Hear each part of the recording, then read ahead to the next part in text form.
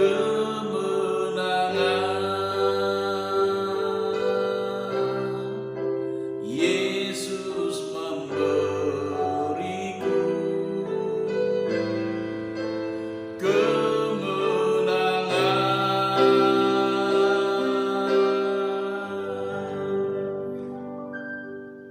Salam saudara-saudara, jumpa lagi dengan saya Pendeta Jeremia Situmorang dari Triesa Ministry. Salam kemenangan.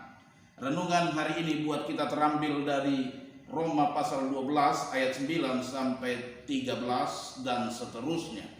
Dalam perikop ini kita dapat melihat bagaimana Paulus memberikan nasihat kepada orang Kristen di Roma, orang-orang Kristen di Roma, sebagaimana kehendak, keinginan, kerinduan Paulus agar orang-orang Kristen di zaman itu supaya menjadi orang-orang Kristen yang berkualitas tinggi.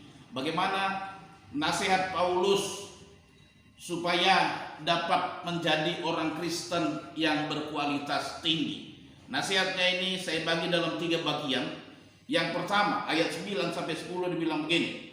Hendaklah kasih itu jangan pura-pura, jauhilah yang jahat dan lakukanlah yang baik.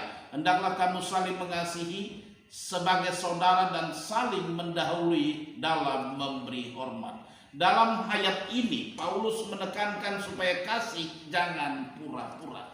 Berarti keinginan Paulus supaya orang-orang Kristen baik di zaman dulu, di zaman pelayanannya, terlebih juga untuk kita di zaman sekarang ini, supaya kita hidup dengan ketulusan. Orang-orang tulus tidak ada kepalsuan, orang-orang tulus tidak ada kepura-puraan, orang-orang tulus tidak ada kemunafikan. Yesus acap kali memarahi orang-orang yang munafik, khususnya dapat kita temukan dalam Matius pasal 23. Yang kedua nasihat Paulus pada ayat 11 sampai 12 bunyinya demikian. Janganlah hendaknya kerajinanmu kendor, biarlah rohmu menyala-nyala dan layanilah Tuhan, bersukacitalah dalam pengharapan, sabarlah dalam kesesakan dan bertekunlah dalam doa. Dalam ayat ini saya simpulkan nasihat Paulus supaya orang-orang Kristen baik di Roma maupun zaman sekarang supaya hidup tetap semangat. Hidup tetap semangat karena Amsal 18 ayat 24 bilang begini, orang yang bersemangat dapat menanggung penderitaannya. Tetapi siapa yang akan memulihkan semangat yang patah?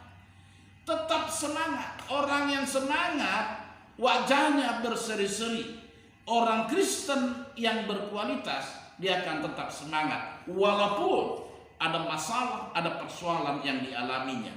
Yang ketiga, nasihat Paulus kepada orang Kristen di Roma pada saat itu.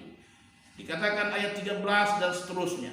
Bantulah dalam kekurangan orang-orang kudus dan usahakanlah dirimu untuk selalu memberikan tumpangan. Dan seterusnya sampai ayat 21 ini bicara tentang hidup jadi berkah. Kerinduan Paulus agar orang-orang Kristen di Roma dan orang Kristen sebagaimana kita saat ini supaya hidup kita jadi berkat. Oleh sebab itu mari jadilah orang Kristen yang berkualitas. Doa dan harapan saya kiranya Tuhan memberikan kemenangan bagi kita semua, bagi bangsa kita dalam mengatasi corona yang sedang melanda. Tuhan Yesus memberkati. Salam.